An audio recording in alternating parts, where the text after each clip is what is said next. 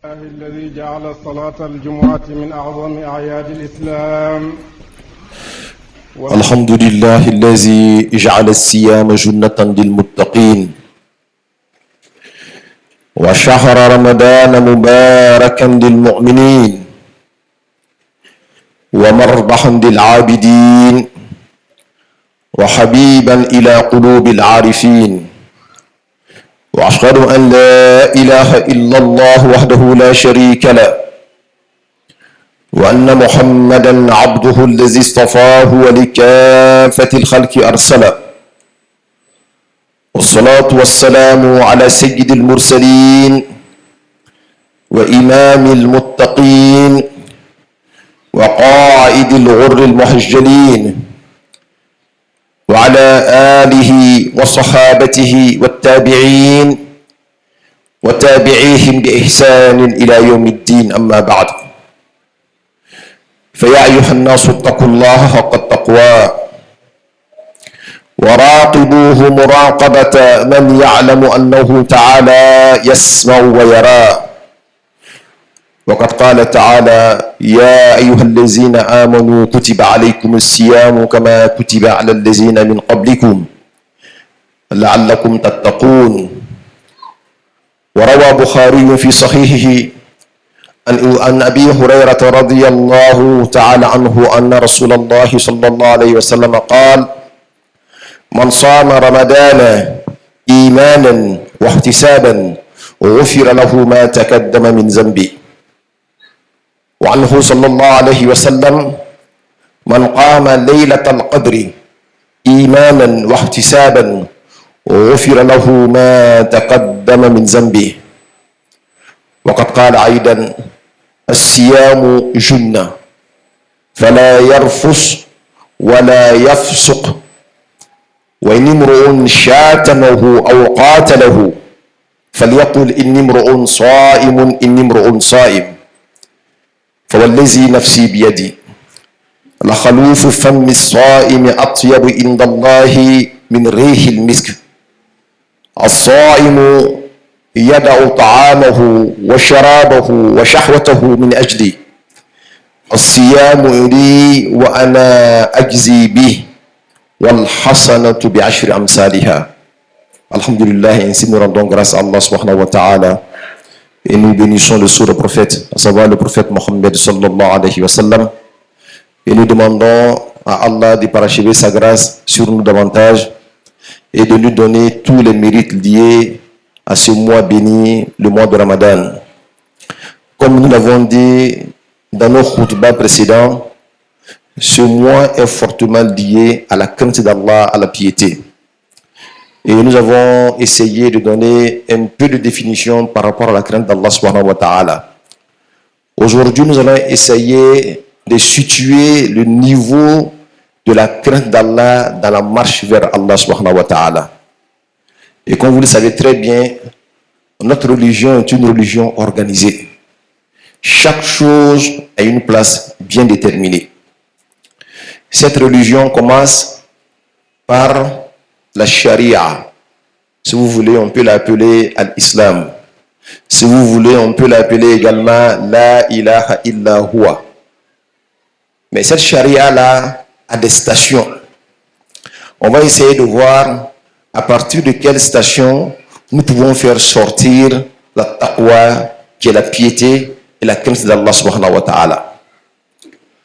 Alors, dans la marche d'un musulman, pour faire un avec Allah subhanahu wa ta'ala, il doit pouvoir comprendre ça très bien pour savoir là où il met le pied et qu'est-ce qu'il a gagné en termes, j'allais dire, de piété dans cette affaire d'Allah subhanahu wa ta'ala.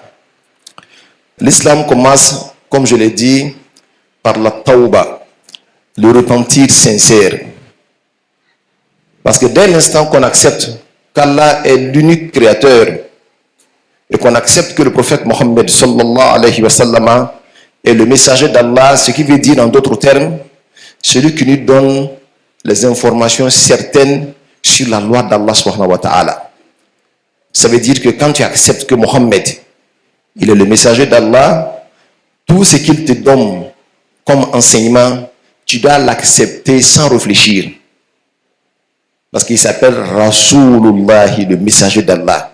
Celui qui sait de Dieu ce que personne ne sait. Et c'est en lui que Dieu a placé toute sa confiance pour nous donner des enseignements sur cette religion-là. Alors donc, dès l'instant qu'on dit La ilaha illallah Muhammadur Rasulullah, on est devenu musulman. Alors il y a des choses qu'on doit essayer de s'approprier. On parle de la tauba, qui est le repentir sincère. Mais avant la tauba, il y a une petite chose qui passe inaperçue. On appelle ça al-ilmu. Ça fait partie des obstacles. Parce que le musulman, quand il accepte d'être musulman, il doit faire l'effort de savoir au moins ce que Dieu lui a recommandé de faire. Il ne doit aucunement agir et faire quoi que ce soit sans savoir la loi de Dieu liée à cette chose-là. Donc, automatiquement, tout musulman doit savoir ce qu'on appelle al-fardul ayn. Je vais jeûner, je dois savoir la loi qui régit le jeûne. Je vais faire le pèlerinage également. Je vais payer la zakat également. Je vais me marier. Le musulman ne peut pas faire ces choses-là sans savoir la loi de Dieu qui est liée à ces choses-là. On ne te demande pas d'être forcément un imam. Mais le minimum de savoir lié à ces choses-là, toi en tant que musulman, tu dois le savoir. Parce que si tu ne le sais pas, tu ne sauras aucunement comment le faire pour agréer Allah subhanahu wa ta'ala. Tu pourrais même passer toute ta vie à faire des choses pensant que Dieu aime ces choses-là alors que Dieu ne les aime pas parce que tu les fais mal. Et on le dit nous-mêmes, on dit nul n'est censé ignorer la loi, n'est-ce pas? Nul n'est censé ignorer la loi. Donc nul n'est censé ignorer sa religion. Tu dois tout faire pour avoir un minimum de connaissances. Parce que ce que tu veux faire là, ce n'est pas une affaire d'ignorant. Savoir avec une certaine clairvoyance. Dès l'instant que cela est maîtrisé, et tu peux le maîtriser en allant voir l'imam de ton quartier, en voyant les jeunes ustads de ton quartier, il n'y a pas de honte à cela. Par le passé, c'était les hommes qui fournissaient beaucoup d'efforts pour apprendre un peu leur religion. Maintenant, malheureusement, ce sont les femmes. Les femmes partout où il y a des enseignements, vous verrez, à la place de 10 hommes, vous verrez 30 femmes. Elles sont plus acharnées. Avant, on disait que les femmes ne connaissent même pas la Fatiha. Aujourd'hui, c'est beaucoup d'hommes qui ne connaissent même pas la Fatiha. Il est marié avec une femme. Elle ne connaît pas la Fatiha. Ça veut dire que lui-même ne connaît pas la Fatiha. Parce qu'il ne se donne pas les moyens pour enseigner sa femme. Et comme il ne sait rien, il fait tout pour passer là-dessus. Ce n'est pas digne des musulmans. Donc la première marche dans la voie qui mène à Allah subhanahu wa ta'ala, c'est le savoir d'abord. Il faut tout faire. Et voilà pourquoi la première révélation dans le Coran, c'était Iqra, lis Mohammed. Tout le monde doit lire un peu. Aujourd'hui même, l'acquisition du savoir est tellement facile. Tu as ton portable sur les réseaux sociaux. Il y a tout dedans. Comment prier. Au lieu de passer le temps à regarder Facebook, renseigne-toi, apprends quelque chose. Et si ça c'est bon, alhamdulillah, on va vers la deuxième dimension, c'est le repentir sincère. Il faut que tu prennes la ferme résolution que entre moi et Dieu là, tout doit être propre. Tout ce que je pouvais faire avant qui ne plaise pas à Allah subhanahu wa ta'ala, je dois demander pardon. Et d'après l'imam Ghazali, quand on est conscient de cela, il y a ce qu'on appelle en langue arabe al-ba'isu. C'est comme si c'était un envoyé de Dieu qui vient s'installer. Quand Dieu veut de toi, lui il s'installe en toi. Il te dit commence d'abord à demander pardon. Quand tu vas aller voir le roi, alors que le roi n'est pas content de toi, si tu ne fais pas attention, si tu vas là-bas, là, peut-être que tu as pu revenir. On risque de te mettre en prison là-bas. Donc la première chose que tu fais, tu commences à demander pardon. Tu vas envoyer des gens. Allez-y demander pardon au roi. La dernière fois, c'est moi qui vais créer une marche. La dernière fois, c'est moi qui l'ai insulté. La dernière fois, j'ai fait ceci et cela. Et je regrette tout ça. Et je demande pardon. Et Dieu, là, quand tu lui demandes pardon, automatiquement, il te pardonne. Mais quand tu es sincère. Voilà pourquoi on parle du repentir, mais du repentir sincère. Alors, D'après l'imam Ghazali, tu vas faire 4 raka'at. Quand tu fais les 4 raka'at, maintenant tu t'assois, tu fais revenir dans ton esprit toutes les vilaines choses que tu as faites. Et nous sommes des êtres humains. Tout être humain est faillible à l'erreur.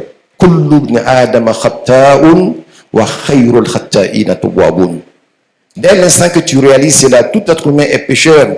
Et les meilleurs parmi ceux-là sont ceux-là qui demandent pardon. Alors tu commences à demander pardon. Peut-être tu feras l'istighfar 100 fois, ou 200 fois, ou même 1000 fois. Ça dépend de ce que tu ressens. Si tu penses qu'après 100 fois, Dieu t'a pardonné, alors 100 fois est bon pour toi. Si tu penses qu'après 1000 fois, Dieu t'a pardonné, 1000 fois est bon pour toi. Et quand tu finis cela, c'est que tu dois faire maintenant. Les êtres humains à qui tu as causé du tort, tu vas les voir et tu demandes pardon. J'avais pris ton argent, voilà ton argent. Je vais escroquer, je demande pardon. J'avais fait ceci et cela. À l'exception d'un seul péché. Si tu avais touché à la femme de quelqu'un, tu ne vas pas voir le monsieur pour demander pardon. Parce que peu de personnes parviennent à pardonner quand tu touches à leur femme. Même toi-même, tu ne pourrais pas l'accepter. Peut-être que la femme que tu as touchée là, elle s'est repentie il y a longtemps. Dès l'instant que toi, tu vas voir son mari, ah, vraiment, Yacouba, il y a femme, vraiment, il y a un moment là, ça s'est passé entre toi et ma femme. Inch'Allah, il va te tuer là-bas. Aucun homme n'accepte ça, même si tu es venu pour te repentir. Voilà pourquoi l'imam Ghazali dit en ce moment-là, il faut te repentir sincèrement, mais il faut faire beaucoup de sadaqa. Il faut beaucoup de sadaqa. Et si Dieu comprend que tu es sincère, le jour de la résurrection, Dieu même va prendre la charge de résoudre le problème. Parce que si tu ne t'es pas repenti, si tu meurs avec ça, le jour de la résurrection, qu'est-ce que Dieu fait? Dieu fera venir la personne à qui tu as causé ce tort-là. Et quel vilain tort. Il dira à la personne, voilà le monsieur là, il a touché à ta femme. Alors, on va réparer ça aujourd'hui. Voici les biens, les mérites du monsieur. On te dira, il faut prendre ce que tu as envie dedans. Est-ce que tu penses qu'il va en rester quelque chose? Il va tout prendre. Et s'il peut même ces péchés-là, il va te reverser tous ces péchés encore. Et ça là, il faut faire beaucoup attention. C'est un péché ignoble que Dieu n'aime pas. Il faut s'en éloigner. Les femmes sont tellement nombreuses aujourd'hui là. Je ne vois pas l'intérêt d'aller suivre la femme de quelqu'un.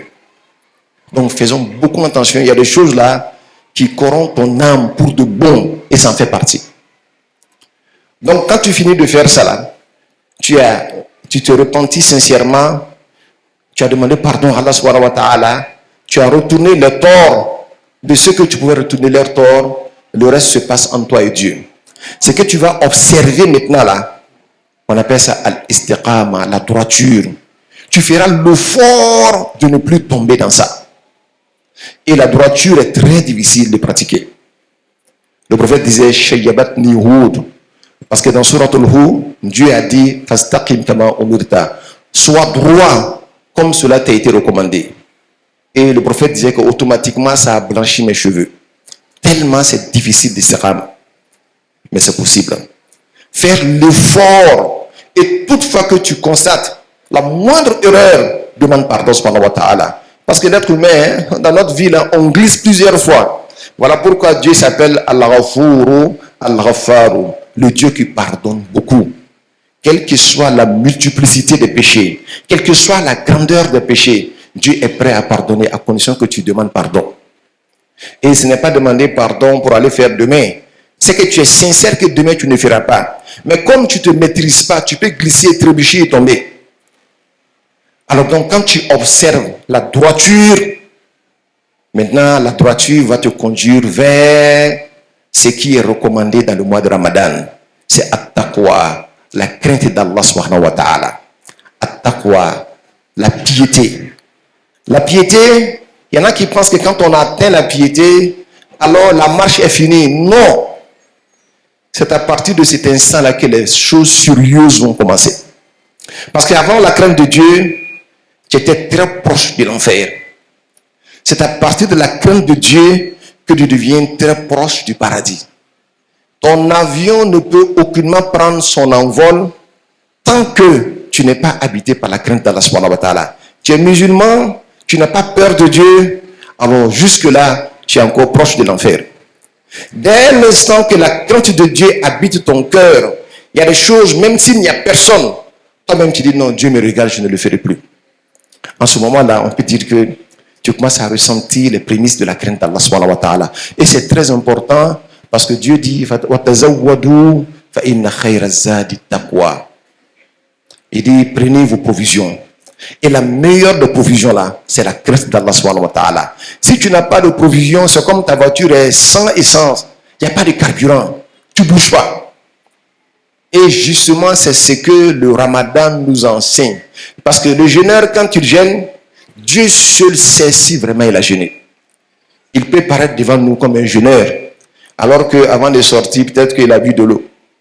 Ou bien il a un foutou qu'il a gardé sur son lit, qu'il a mangé. Il s'est bien essuyé la bouche, il est sorti. Quand tu le vois, tu dis, ah, l'homme là, il ressemble à un jeûneur. Donc, personne ne connaît véritablement le jeûneur. C'est Dieu seul qui le sait. Mais celui-là qui peut se cacher pour manger, s'il ne se cache pas pour manger, c'est que la personne a commencé à être consciente du regard de Dieu. Et la finance là, ça nous enseigne comment craindre Allah subhanahu wa ta'ala. Il n'y a pas meilleur que le mois de Ramadan. Parce que là, on parle de Asiyam. Ce n'est pas toi seul qui jeûne, c'est le jeûne collectif. Tu vois que tout le monde a jeûné comme toi. Donc, on a créé le cadre. Les satans sont enchaînés. L'enfer est fermé. Les portes du paradis sont ouvertes. Donc, Dieu te donne tous les moyens de le craindre et de l'aimer. Et à partir de cet instant-là, si tu veux continuer le chemin, il faut comprendre qu'il y a une autre disposition à prendre. Et cette disposition-là, elle n'est nullement possible sans un guide. Tu crains Dieu? Oui. Tu veux avancer sur le chemin? Tu as besoin d'un homme de Dieu pour te prendre par la main. Dieu dit, Ya ayyuhallazina amanu, ittaqullaha wa kunu ma'as sadiqin. Oh, vous qui avez cru en Allah, la place de la foi. Ittaqullaha, craignez Dieu, la place de la piété, de la crainte de Dieu. C'est comme si tout ça n'a pas suffi. Il dit, soyez avec la vérité. Les véridiques là, ce sont ceux-là qu'on appelle aujourd'hui les chefs. Ceux-là qui ont été habités par la vérité. Et Dieu est la vérité. La vérité est dans leur cœur. La vérité est autour d'eux. Si tu crains Dieu, après avoir eu foi en Dieu, et tu veux continuer après la crainte de Dieu, alors cherche-toi un guide. Parce qu'après ça, il y a d'autres dimensions qui vont venir qui sont très subtiles. Sans guide, tu pourrais trébucher pour de bon. Voilà pourquoi le mois de Ramadan est une véritable préparation. Et la crainte de Dieu là va nous amener à pouvoir amorcer les autres dimensions et sentir la véritable proximité d'Allah subhanahu wa ta'ala. La crainte de Dieu est suffisante pour que tu puisses obtenir tout ce que tu recherches. Et Dieu dit wal aqibatu lil muttaqin. La bonne fin appartient à ceux qui craignent Allah, que Dieu nous donne la bonne fin. Amala fo ka ala barkada. Ambe ala wali mondo aka wali yabela jelina. Ama fo katla ka soli chamamba ke an kuntiki baka mi Muhammad sallallahu alaihi wasallam. Alemi ni ala ya chin adamadiya bema. Ala ya chin soro bela jelima. Ni ba fe ka fin don ala kola. Ni écouter Muhammad fait. Il était aimé Muhammad fanfela là. Ala ba fino ko ala ireti fait. Il te sait qu'en fouchi de don ni ma son Muhammadu ma. Ni son alama ka son Muhammadu ma ikara silamaye. Awa ni ikara silamaye o ko damado de be. Ikan kijija ko lu matrafa. Ako fole muye o de ye doni. Ni ikara silamaye. Ibe selu chugumi ni ta don. Ni ma farati ka silamaye be ke silamaye afufa fude. Ibe sun chugumi, ibe heji ke chugumi. Nunu be doni barade. Ma fa ku ka doni ka kataka almami de menga ka se ka do famiala. Ibe nunu wali ye chugodi na be ben alama. Ate nyeni kunfiai. Ibe jija ibe doni do ala. Kasoro bi doni a jensela yoro bela jelina. kalanden caman de bɛ o kalan kɛ baara t'o la dɔ wele ka na a k'i n'i kalan ko dɔ la hali n'a sɔrɔ i ye faransikan 5 de kalan n'i taara réseau kan seli bɛ kɛ cogo min hiji bɛ kɛ cogo min jaga bɛ bɔ cogo di i bɛ taa bɛɛ sɔrɔ a kan mais nka o n'a bɛɛ lajɛlen na n b'a ye mɔgɔ dɔw bɛ yen n'ale y'a ka portable ta ka se ka dɔ fara a ka dɔnni kan o t'ale ka jɔrɔ ye fɛn kolonw dun bɛ de ka d'a ye ka sɔrɔ ko dɔ de b'i kunna n'ale ma ɲɛnabɔ i ka surun jahanama na ala k'an kisi ka bɔ a ma donc n'i ye dɔɔni sɔrɔ i bɛna waleya mun kɛ i y'a dɔnniw faamuya i bɛ sɔrɔ ka tuubi ka taa ala ma ka tuubi a kɔrɔ ye di mɔgɔ o mɔgɔ n'ala y'i dan i sɔnna wo i ma sɔn wo i bɛ jurumu baara kɛ n'i b'a fɛ ka se ala ma k'a sɔrɔ e yɛrɛ b'a dɔn ko ala tala dimini bɛ ye i k'i jija ka tuubi Imam Ghazali ko i ka taa joko 4 seli ka se ka asafurula kɛ siɲɛ damadɔ k'a ɲini ala fɛ i ye baara mun kɛ ni yɛrɛ y'a lajɛ tuma dɔ la i bɛ ɲugu yɛrɛ la i bɛ maloya i b'a fɔ e ala yafa n ma astafurula n'i ye nin kɛ n'i y'a kɛ ni kɔnɔna gɛya ye o yɔrɔnin bɛɛ lajɛlen na ala bɛ yafa i ka jurumu bɛɛ lajɛlen ma ala kɛra ko ataibu mina zambi kama la zambala ko mɔgɔ min tuubila ka bɔ jurumu ma a tigi bɛ ko ka gɛn i n'a fɔ jurumu t'a la i n'a fɔ i ba y'i wolo don min na jurumu t'i la a condition ye dɔrɔn bɛ i ka kɛ tiɲɛtigi ye ala yafa n ma a ka kɛ tiɲɛ ye i fɛ n'o banna i bɛna fɛn min fara a kan i b'a dɔn o ye fɛn min ye wa o de ye k'i jija ka kɛ mɔgɔ tilelen ye a bɛ fɔ de ma ko al-istiqama i tun bɛ jurumu minnu na ka kɔrɔ i b'i yɛrɛ kɔrɔsi i kana sɔn ka bɛn a la o t'i bali k'i tɛna bɛn a la dɛ mais ka kɔrɔsi kojugu fɛ ala b'i dɛmɛ ala b'i dɛmɛ ala b'i dɛmɛ e tun bɛ jurumu min kɛ semaine kɔnɔ siɲɛ 10 ala b'i dɛmɛ peut-être kalo kɔnɔ i t'a kɛ fo siɲɛ 1 peut-être san kɔnɔ i t'a kɛ fo siɲɛ 1 n'a kɛra ten i ni saniya ka surun ɲɔgɔn na ka tɛmɛ nɔgɔ kan n'o sabatila sa i bɛ sɔrɔ ka se an bɛ fɛn min kiti la bi o de ye ala ɲɛsiranya ye parce que n'i ma tuubi ni min yɛrɛ minɛ ala ɲɛsiranya tɛ se ka sabati i dusukun na mɔgɔw bɛ sun de mun kosɔn o ka se ka ala ɲɛsiranya sɔrɔ n'i ye ala ɲɛsiranya sɔrɔ o wagati la i bɛ sɔrɔ k'i ka limaniya diya bɔ mun kosɔn tant que ala ɲɛsiranya ma sɔrɔ i k'a dɔn k'a fɔ ko i ni jahanama de ka surun ɲɔgɔn na mais nka ni ala ɲɛsiranya sɔrɔla i ni arijinɛ ka surun ɲɔgɔn na awa maa mun bɛ siran ala ɲɛ ala bɛ labanko ɲuman di olu ma a ko wala aqibatu lil muttaqin a ko aw ka surafana ta a ko surafana ɲuman ko o ye fɛn min ye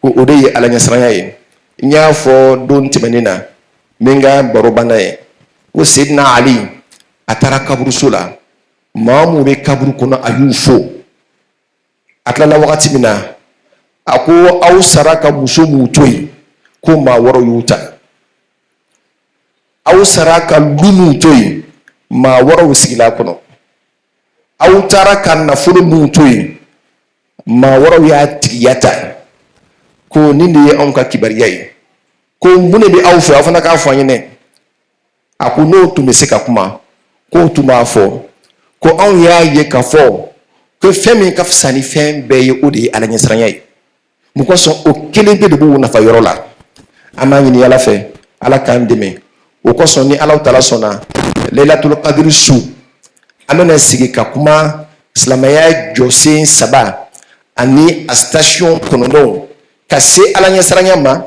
ni ala ɲɛsiranya banna fɛn min bɛ tugu a kɔ f'u bɛ taa se ala dɔn ma ka kɛ waluju ye sigasi tɛ waliya mun na an bɛna ni Lailatul Qadr de don ɲɔgɔn na o kosɔn Lailatul Qadr su an bɛ bɛɛ lajɛlen invité bɛɛ k'i jija ka na mun kosɔn a dabɔra kalan de kosɔn n'i tɛ fɛn min kalama i tɛ se k'a ɲɛɲini mais nka n'i bɛ fɛn min kalama a ɲɛɲini a bɛ nɔgɔya i ma ala k'a nɔgɔya an bɛɛ lajɛlen ma subhana rabbika rabbil izzati amma yasifuna wassalamun alal mursalin walhamdulillahi rabbil alamin.